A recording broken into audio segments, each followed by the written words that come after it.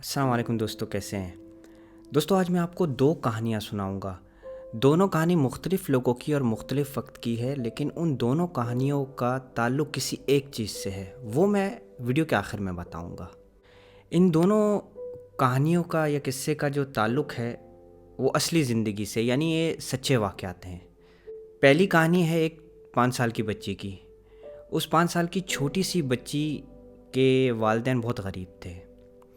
وہ جدھر رہتے تھے وہ ایک اسکول کے قریب گھر تھا، اور جب اسکول سے چھٹی ہوتی تھی تو اسکول کے باہر ایک آئس کریم کی گاڑی آیا کرتی تھی جس میں میوزک بجا کرتا تھا، اور وہ میوزک سن کے بچے بھاگ کے دوڑ کے جاتے تھے اور اس آئس کریم والے سے آئس کریم خرید کے کھاتے تھے۔ ایک دن بچی گھر میں بیٹھی ہوئی تھی تو اس کو وہ گانا سنائی دی آئس کریم کی گاڑی کا۔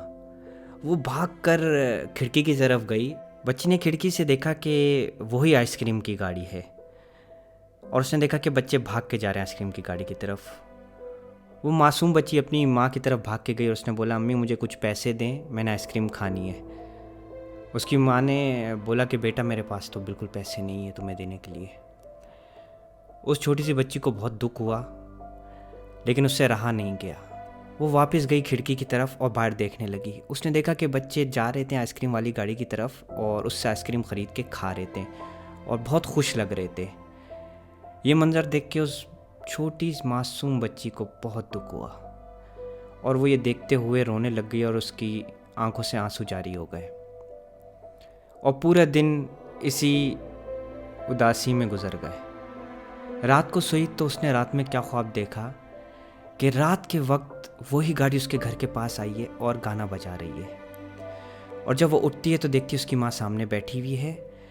اپنی ماں کے پاس جا کے کہتی ہے، امی مجھے پیسے دیں، مجھے آئس کریم کھانی ہے۔ اس کی ماں اس کو ڈھیر سارے پیسے دیتی ہے۔ وہ پیسے لے کے باہر جاتی ہے، آئس کریم والی گاڑی کو دیتی ہے اور اسے ڈھیر ساری آئس کریم خریدتی ہے۔ گھر پہ آتی ہے اور بیٹھ کے دیر تک کھاتی ہے، اتنا کھاتی ہے کہ اس کے منہ اور کپڑے سب خراب ہو جاتے ہیں آئس کریم سے۔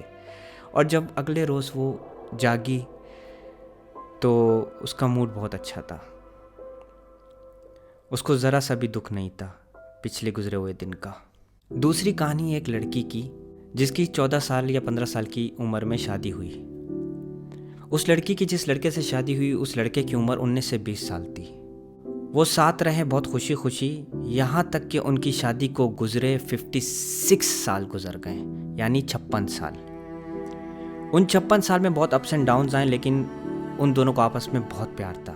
آپ ان کے پیار کا اندازہ اس چیز سے لگا سکتے ہیں کہ 75-76 سال کے ہونے کے باوجود وہ جو اس کا شوہر تھا روز اپنے گھر کے گارڈن میں ٹہلتا تھا، اور ٹہلتے وقت ایک ہاتھ میں اس کی چھڑی ہوتی تھی جس سے سہارا لیتا تھا، اور دوسرا ہاتھ سے اپنی بیوی کا ہاتھ تھام کر ساتھ اس کے ٹہلتا تھا۔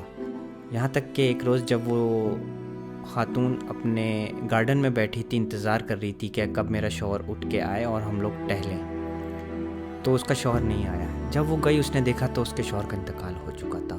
یہ صدمہ اس خاتون کے لیے بہت بڑا تھا۔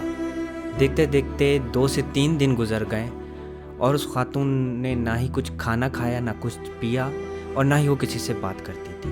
اور اسی روز رات کو وہ خواب میں کیا دیکھتی ہے کہ وہ اپنے بستر پر بیٹھی ہوئی ہے اداس، اور اس کا شوہر آتا ہے۔ شوہر آ کے سب سے پہلے اس کا ہاتھ تھامتا ہے، اس کے ہاتھ سہلاتا ہے، اور اس کے بعد اس کو اٹھا کے لے کے جاتا ہے گارڈن میں۔ گارڈن میں وہ دونوں تھوڑی دیر ٹہلتے ہیں، ٹہلنے کے بعد واپس اپنے روم میں آتے ہیں، اور پوری رات بیٹھ کر میاں بیوی آپس میں بات کرتے ہیں، اور اس کے دل میں جو بھی بات ہوتی ہے عورت کے، وہ ہر بات کرتی ہے اس سے۔